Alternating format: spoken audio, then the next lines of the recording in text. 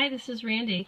I thought I'd go for a bit of a change of pace today, and rather than talk about Sam Vaknin or the anti-narc community, I'm on to this therapy kick now, and I actually found a talk on YouTube and a few different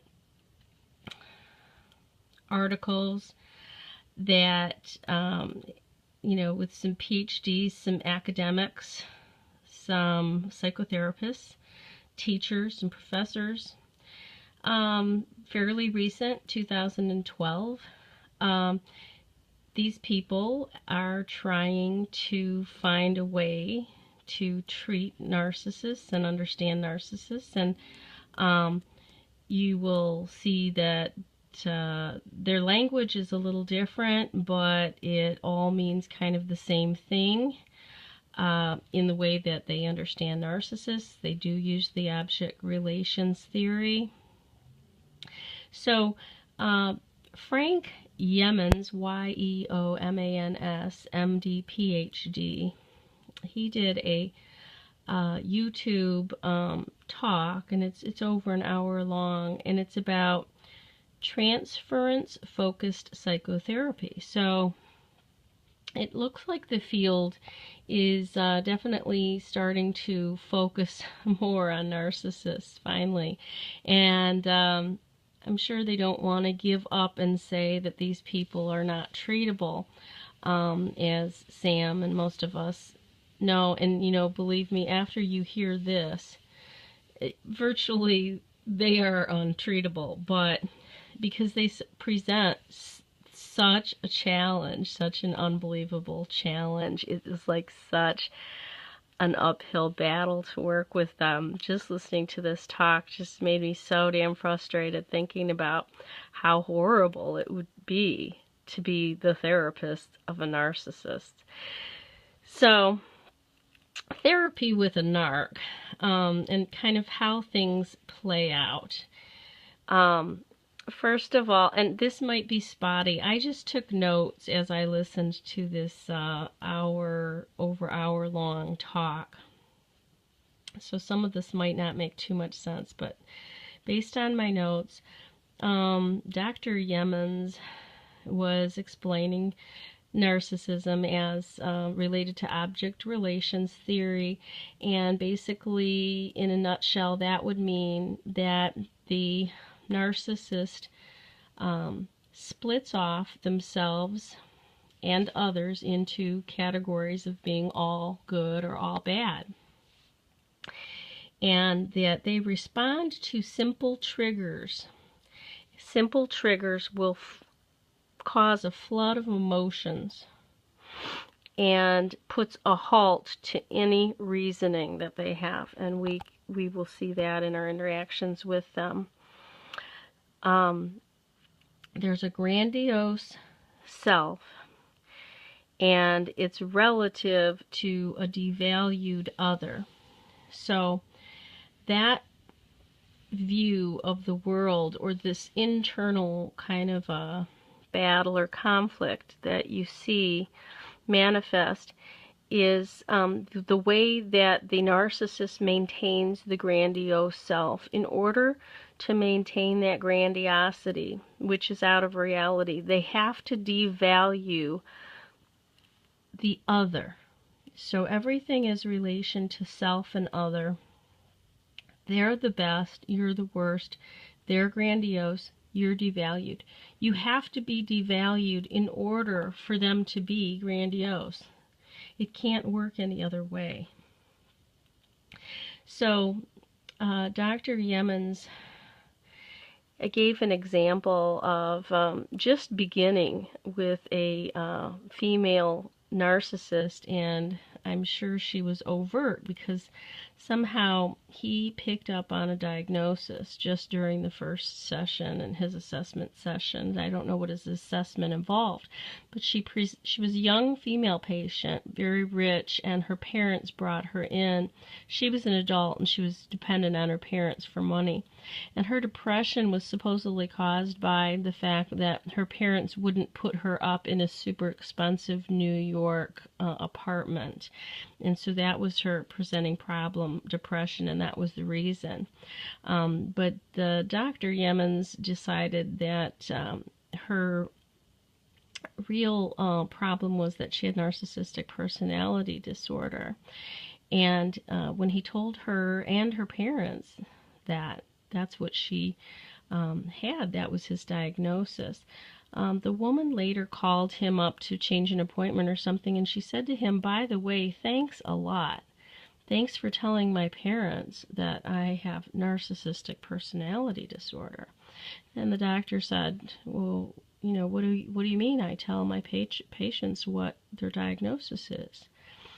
And she said, "Now my parents just think I'm just a nasty bitch." So it's like, it was funny, she didn't have any more excuses. Depression sounded a lot nicer than narcissistic personality. She told the doctor that. And the doctor was trying to have a neutral approach. This kind of neutral approach by the therapist is something that he stressed throughout his talk, that needed to be maintained, and so he didn't quite know how to respond. So the way he responded to the woman on the phone was when she said, "Now they think I'm just a nasty bitch." He thought about it for a minute and he responded, "Well, you're not just a nasty bitch." In other words, yes, you're a nasty bitch, but there's more to you than that. And so the woman did continue to see him. Now, for the first several weeks, she held him in complete and total devaluation. Therapy was stupid. It didn't offer her anything. And this would go on for weeks and weeks. And of course, complete resistance, just wanting to talk about how the therapist didn't know anything. He's not doing anything for her. He doesn't know shit. And stuff like that. And of course, her parents are paying for it. So she doesn't care. And this goes on for weeks. He said that, then he explained more about the grandiose self. The grandiose self is an unrealistic attempt to create a coherent self that splits off many other parts of the self.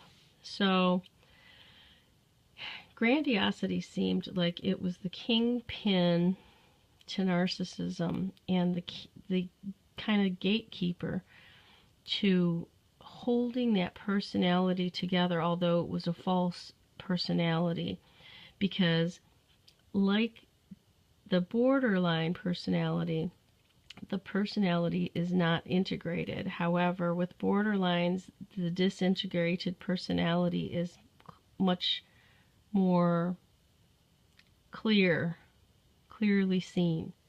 With the narcissist, they use that grandiose part of the personality, and they present it as its one coherent self, but really it's a cover for all the other split off parts. This is going to go into more than one video, I can see right now, so this will be part 1. So borderlines don't have that false illusion of a coherent self. Basically, they look pretty incoherent, is what he was saying. So he was kind of talking about borderlines, narcissists, and antisocials in a continuum. Whereas borderlines, of course, we know therapists do not want to work with borderlines either. They're very scary and they're very annoying to work with, but borderline personality disorder is seen by this profession anyway, this group, as being less sick, a little bit less sick than the narcissist. And then the antisocial personality is sicker than the narcissist. So the narcissist would be in the middle there on that continuum. So he said as the narcissist progresses in therapy, over time they'll begin to look more like a borderline personality disorder because they will become less integrated. Their different parts will start to show because the grandiose, coherent mask breaks down. And that would be the beginning goal during therapy, to get that to kind of break down. But it's got to be done very carefully. It's like performing very serious, intricate surgery in order to get just little bits of progress from these narcissists in therapy, if you ever show, if you could ever get them to go. And, probably only overt ones where their rich parents were paying for it would ever show up there anyway. But the doctor said that there's a need to open the narcissist up and find out what the grandiose false self is protecting. And that's a key for all of us to think about. When we see that hard shell, that grandiose false self, it's like, what the hell is that protecting? What is underneath there? I wonder. So that's what the therapist is actually trying to get to, if you could ever get them to keep coming and being honest, which is completely another story. But let me continue. So the narcissist is stuck in a very negative dyad in relationship to others, or the other. I mean, the other might be other parts of himself, and the other is other people as well. He's stuck in a negative relationship with the other parts of himself and with others outside of himself. And we definitely see that.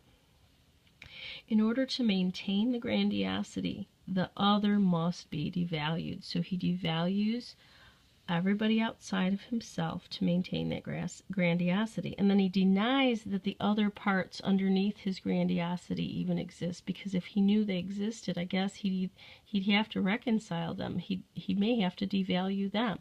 And that would blow the whole grandiose cover. So I don't think he can even admit that they exist.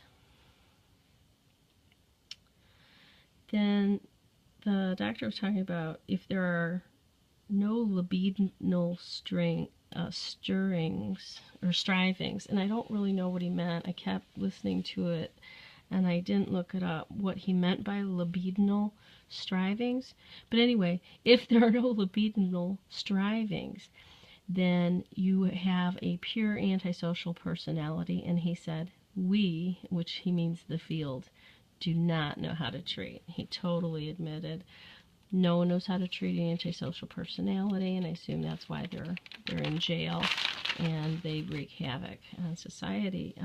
No one knows how to treat them. So the more antisocial your narcissist is, the more covert, the more antisocial, and the more grandiose, the harder they would be to treat. And I would assume that the more dangerous they are as well. I'm going to end this video and pick up another video because I have a few more pages to talk about. Thanks for listening.